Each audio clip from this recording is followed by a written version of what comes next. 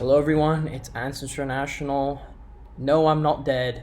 Yes, this channel is probably, you can consider it dead, but I'm not. And I'm finally back with a new video. It has been a year since my last video. I don't know how this has happened, guys, but I'm going to go into a little bit more detail at the end of this video about why I haven't been uploading and all that stuff. But boy, have I been busy with my ants. Just because I have not been uploading, guys, does not mean nothing has been going on with my ants. There has been a lot of action, a lot of new colonies, a lot of drama, and I have learned a lot of lessons over the past year, which I can't wait to share with you guys.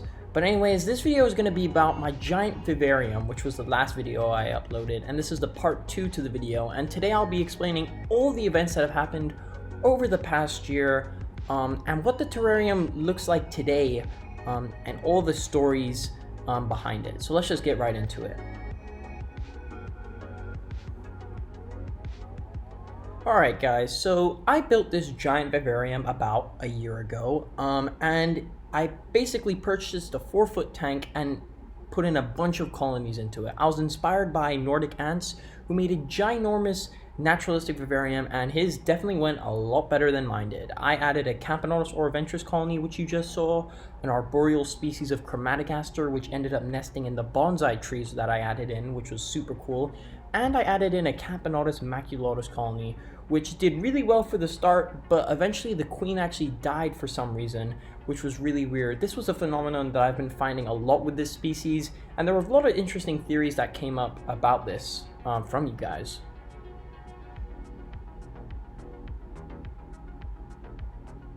So that's right, I added in one more colony into this terrarium, which some of you guys may remember.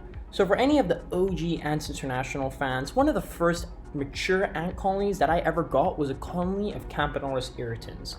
This was a small colony of about maybe 200 to 300 workers, and they were housed in this small setup with this little white tongue nest attached to this outworld. And they had been doing super well and quickly overgrew the nest, so I had to add them into another naturalistic terrarium, and I kept them in there for about 8 months. They did really well in that, but all of a sudden their population just exploded, and I needed to add in little nests in there to make sure that they had enough space for their colony. And it soon became clear that this colony needed a new nest now, because they were starting to escape, and I was really going to get scared that they were going to take over my house, and then my parents would never let me keep ants again.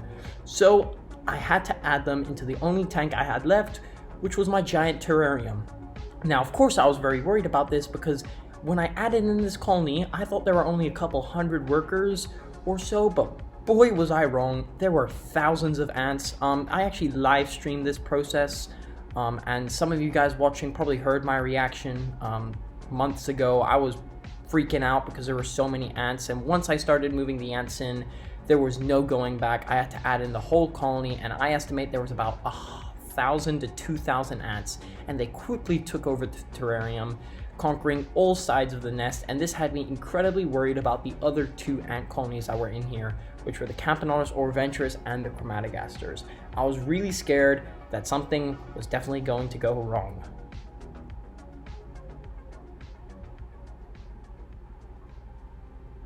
And my theories were correct.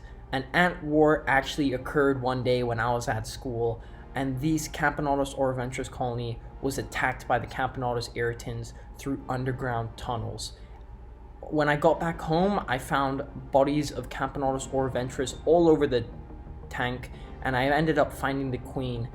I wasn't really surprised, because this colony was taking over everything there. With all this new space and food, the colony was quickly exploding in population again, and I honestly wasn't surprised by them taking over the entire terrarium. Another surprise to me was that this colony was finally producing elates, which was something that this colony did not produce a lot of until I added them into this new tank. So maybe the space allowed them to create these elates, and elates, by the way, show a sign of maturity in the ant colony. So I was pretty disappointed about this. I probably could have maybe saved the ants, but at risk of probably killing or damaging the queen, since they were in such a tight spot of the nest. But here was some footage that I got of the ants actually crawling in to the tunnels there towards the end of the war. So now a new day has entered in the terrarium. I have removed the chromatogasters because I was afraid that they too were going to get attacked by the Campanulus irritans. They're doing all right now in a separate setup. But these ants have taken over everything now. This was never my intention to have a whole Campanulus irritans colony conquer this entire terrarium, but there's not much I can do about it now. And to be honest, I've learned a lot of lessons from this. First of all, I'm probably never going to attempt another multi-colony terrarium again because I just don't think I know how to do it right. But I think this shouldn't discourage you guys from giving it a shot because I probably did it wrong and I learned a lot of lessons from it. Like, first of all, don't add large species of ants, especially Campanulus ants, because they're such a large species and they require such large territories. So having 2 Campanulus colonies in the same setup is probably not a good idea. And with all that space, these ants definitely are going to expand and take over everything. You can see here is a soldier ant patrolling along this branch. So now to talk about the terrarium a little, you can see it has definitely become overgrown with vegetation, soil, and these ants really do seem to enjoy the new setup and all the humidity. And something that's actually really interesting about this terrarium and feeding the ants was over the summer, I think, I was having somebody feed this colony since I was away, and they usually feed them mealworms. And right over here you can see this beetle in the terrarium. I never added in any beetles or anything else into the nest, so when I first saw this I was like, what the heck is going on? And then I realized that these beetles were actually mealworm beetles, and when I started to have a look around the terrarium, I could see mealworms were surviving in there. So basically these ants were feeding on the beetles, but they couldn't find the mealworms because they were underground in the soil. So there was basically a whole ecosystem starting to take shape here where the ants were basically killing these beetles, but these beetles would reproduce and have more mealworms, which would eventually have more beetles.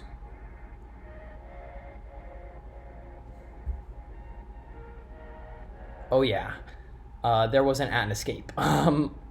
After maybe 4 or 5 months of having these ants in this giant terrarium, the ants started to slowly find weaknesses in the barrier, and I was starting to get very frustrated. And some of you guys are probably going to wonder why there's a giant white thing in this nest. And this is a tile taken out of my bathroom.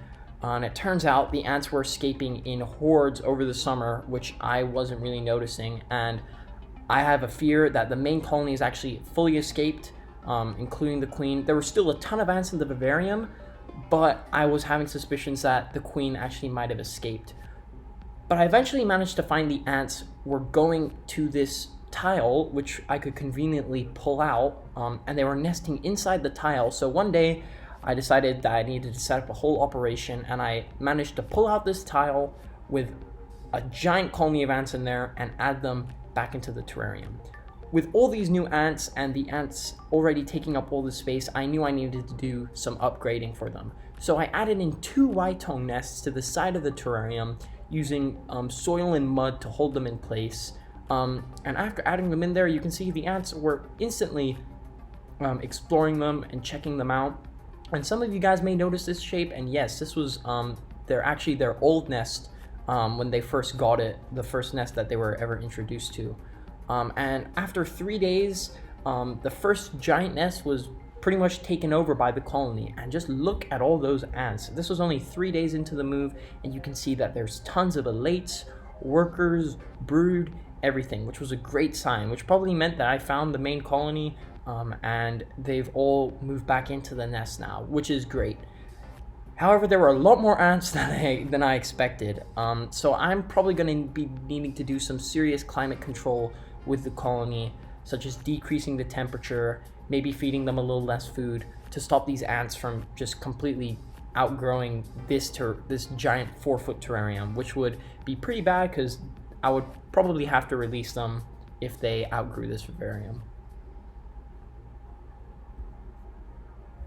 So I think I've been getting asked a lot of questions about what do ants actually feed on, and for a giant colony like this, I mean, for people who have giant colonies, you can really feed your ants almost anything you want, from leftovers to fruits to honey. I personally prefer to feed my ants mealworms and insects because they need their protein for the larvae to develop. And fun fact, I'm pretty sure I heard that ants actually don't feed much on live insect flesh. It's actually the larvae which feed on the protein from insects.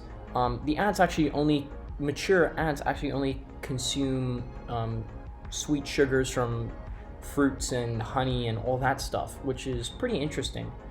So you can see here that I like to feed my ants mostly oranges and fruits, as well as honey, insects like mealworms, stuff like that. I find they like a lot. Sometimes I give the ants some insect jelly, which they also seem to be big fans of. But here you can see the ants are just devouring this orange over here. They can finish an orange in about a week and a bit, and you can check it out. There's actually an elate that's come here to feed on the food, and you can see that it's quite light in color, which probably means this is a newly closed elate. I mean, these elates are quite large in size, by the way. I'd say about almost an inch long, so that's pretty cool. And you can see this one still has its wings on. It actually seems to be missing a wing, which is kind of interesting. This possibly could mean that it's mated with another male, but I highly doubt that since I never see any males getting into the nest, so it probably just clipped its wings so it could easily fit into the nest there. Now, one of these ants' favorite food by far is honey. It's been their favorite food ever since I've gotten it, and they always seem to just devour this. However, something that I have noticed is when I feed it to them too much, they'll actually stop having it that much. And I remember there was a period where I didn't feed them honey for about a month because I just didn't have any. And when I gave it to them for the first time in a while, they absolutely devoured it. But here you can see the ants are currently sucking up or eating all this honey right here. And a lot of it is going to their social stomachs. For anybody who's new to ants, ants actually have two stomachs. Their main stomach, which is located in their thorax section, and in their gaster, they actually have a social stomach, which can fill up with a certain amount of liquid food to bring back to the nest, and then the ants can redistribute it through a process known as trophallaxis.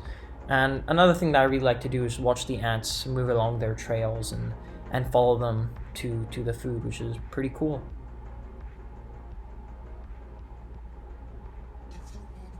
So guys, it has been a year since my last video, and I want to talk a little bit about why I haven't been uploading that much. First of all, school has been really difficult for me.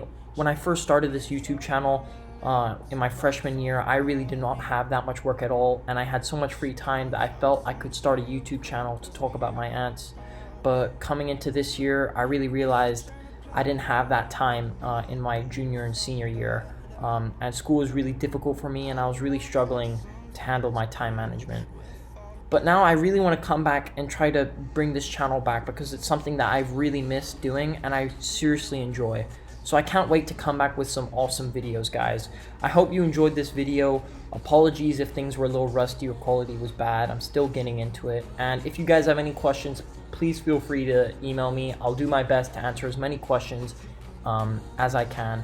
And if you guys liked the video, please do consider subscribing because I do promise I'm going to be making a lot more videos in the future. And I'll see you guys in the next one.